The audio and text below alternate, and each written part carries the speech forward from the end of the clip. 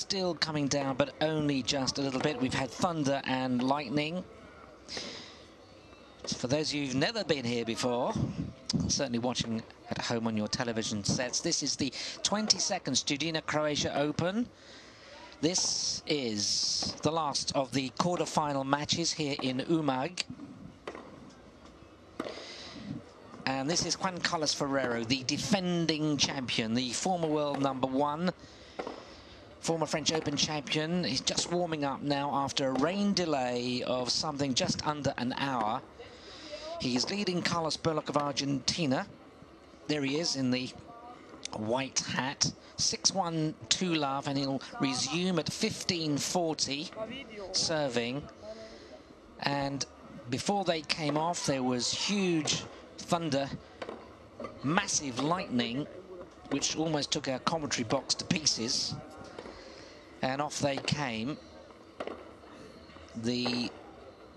Just a few fans around. It was pretty full before, but all the seats are wet, and the staff here drying the seats as much as they can for the people who are going to come back. It is very unusual for rain here in Umag during the summer. It's usually good 25 to 30 degrees of heat. Beautiful place, as I've described over the last few days here in beautiful Umag. We're right on the Adriatic coast, and so these two are just warming up. They have a 5-minute warm-up. Bit of a wind blowing, but the rain largely stopped. Just a few drops of rain. Dark overhead, the floodlights peering down, lighting up this arena, and it's almost rather ethereal and a little bit strange as the public are now being let in to see the finish of this match, to see whether Ferrero can finish off Berlocq, who pretty much imploded towards the end of the first set and just lost control of himself at the start of the second. He's won only 15 points in the match to Ferrero's 35. But he does have a chance straight away to break back. He's 2-love down in the second set. And the umpire is calling time now as the spectators, just a few drifting back in. It's a little chilly. It's coming up to 5 to 10 local time. I've had the cameraman, the cameraman who are televising for HRT, Croatian television, in the cabin, keeping dry. And one of them told me one of the latest times they ever finished here was 2 or 3 a.m. in the morning a few years ago, when there was some rain on finals day. But it is a rare occasion that it rains here, but it did rain at the weekend when I arrived here.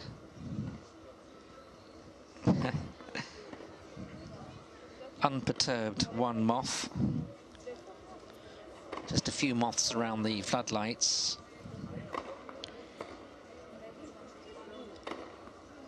This is the last of the quarterfinals, already into tomorrow's semi-finals, as the umpire calls 2 minutes. They'll just have some practice serves.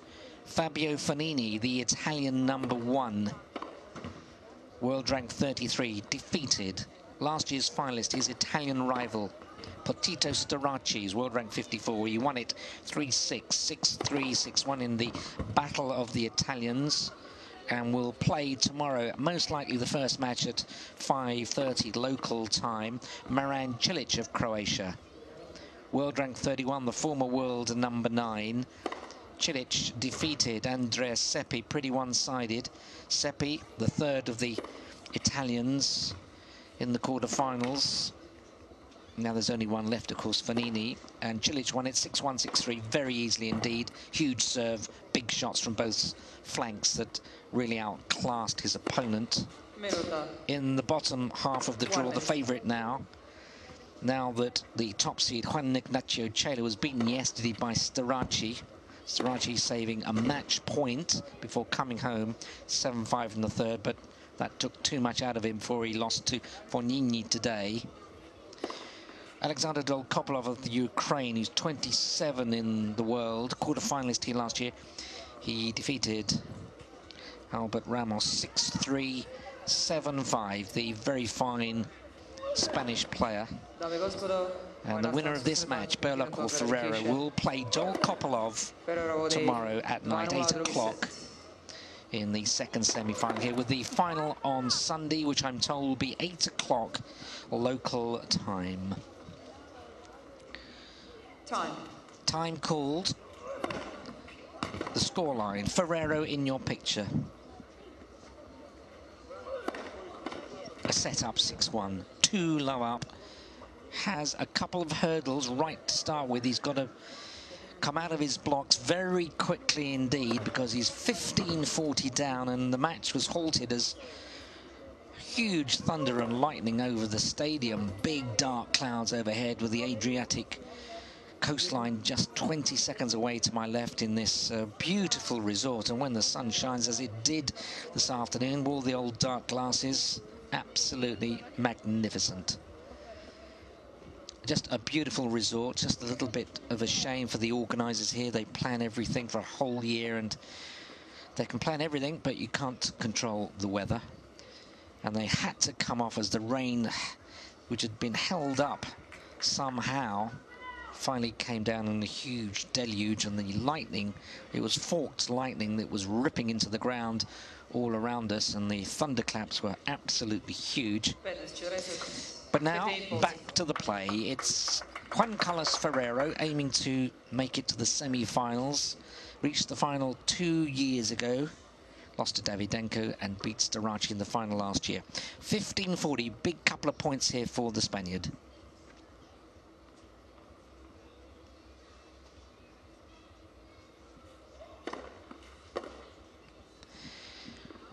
Well, that's one saved, and you just feel if Berlocq cannot break here, my word, a set and 3 love down, you feel surely there will be no way back for the Argentina, who's one of the best challenger players in the world. That's the standard below this 250 event, 250 ranking points at stake.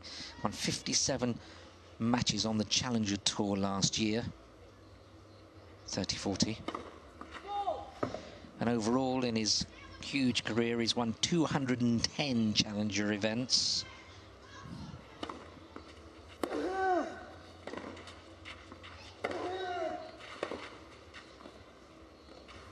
What a wonderful drop shot from Berlocq. And he skips with joy. He's broken Ferrero with a stunning half-volley drop shot. This is absolutely stunning shot. And so Ferrero leads 2-1, but Berlocq has broken back. He's back in the match, and I tell you, if the match had continued an hour ago, and if the rains hadn't arrived, he would be back in the locker room now, would be Berlocq. There's Ferrero, because he'd absolutely imploded. He'd lost control of himself. He fired a ball high and wide and into the grandstand court, which is next to this, and got warned by the umpire. But now you can see the way he's walking is more positive in his approach. He knows he's back in the match, and he really does have to hold his serve here, bring it back to 2-all.